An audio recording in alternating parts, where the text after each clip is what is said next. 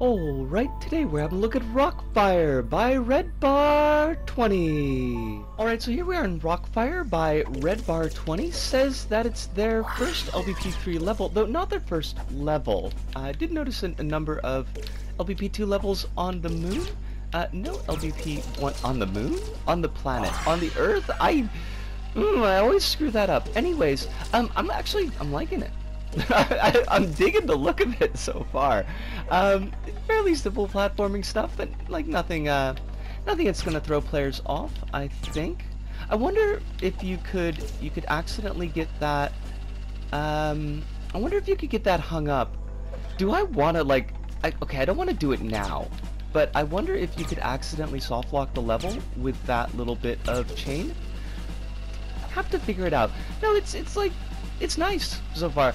Not nearly as frustrating as the last level that we played for review. What's going on? What are you doing? What was that about?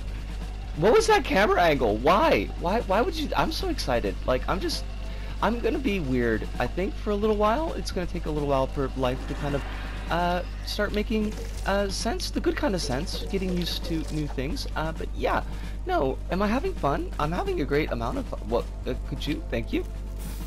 Whoa, whoa, whoa, whoa, whoa, whoa, whoa, whoa, whoa. Like, on one hand, I should have known that was coming, but on the other hand, that was kind of bunk. I gotta say, that was like a little bunky.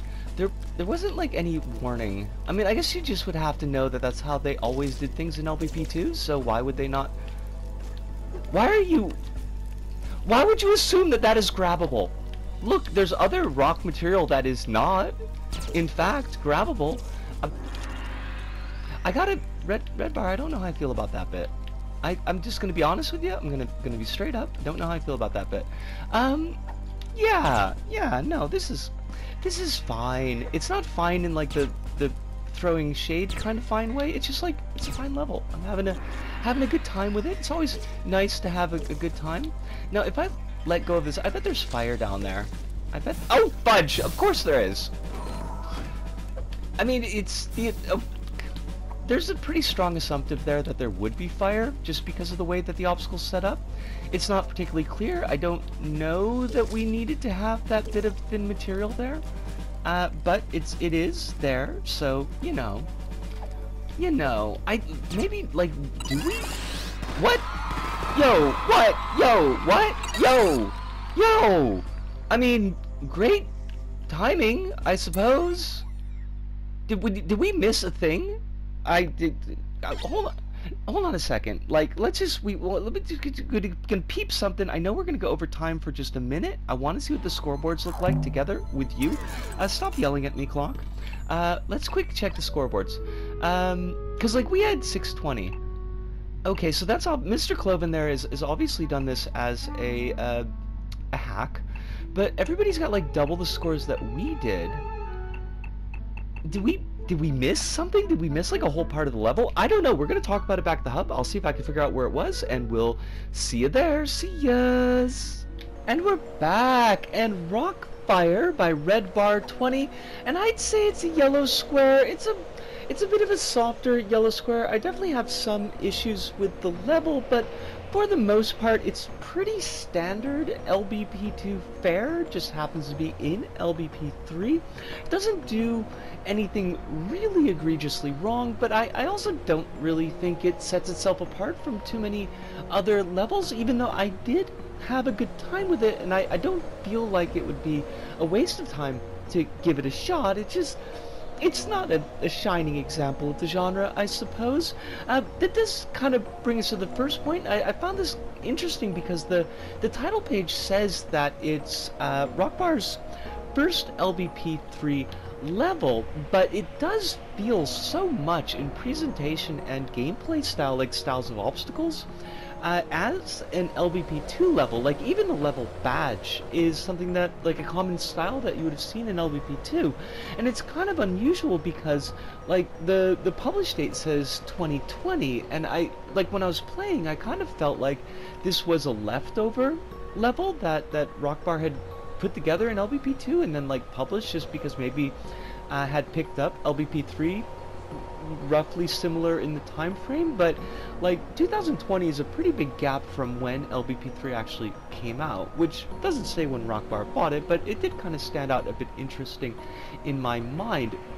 There's nothing in the level that really said to me that this was done in LBP3, aside from the Velociraptor towards the end of the level. But like, even if maybe Rockbar hadn't been comfortable with the new tools that we had in create mode, or the new bits of logic that we had to work with in create mode, like even just using some of the extra layers to, you know, play a little bit around more with decoration, I think would have not been out of line. But that's just something that popped out in my mind when I was playing it the first time. It's like I said, it's pretty standard, honestly. You just got your basic platforming. You're, for the most part, going from left to right, a little bit from right to left, and flipping switches that are going to turn around bounce pads or turn on bounce pads and get you to your next section. There's nothing in there that I think that's going to be too much of a challenge for players, even players that are of relatively low skill. Like, most of the jumps are really forgiving. One thing that I did find that I really didn't like is that there was that you know, grab onto a bit of sponge material, then drop down, and you've got to grab sponge material on the bottom before you'll fall into fire, and there's like no real indication that that was going to be happening, and it's not unusual from an LBP2 standpoint. I know that type of gameplay element was in a lot of those levels, but it has always felt a little bit unfair to me to have like no warning to the player, no maybe sticker sign that says, you know, R1, to let the player know that something's going to be coming up that they're going to have to engage with. So that was one thing that I did feel on the gameplay side that was a little bit unfair, and I would knock off a couple of points for it. The other monkey bars section wasn't really too much of an issue. It was a bit of an extended monkey bars where you could fall into lava, and as I pointed out in the first impressions video, it seemed unusual to have that thin material where it was, like, because it kind of blocks out the view of the hazard. The way that it's set up and the fact that you wouldn't be able to get out from that area, I think makes it clear that something hazardous is in there. Like, the monkey bars are telling you want to be up on them for some reason. So it's not like it's a big issue. I think it's fairly readable as far as these things go.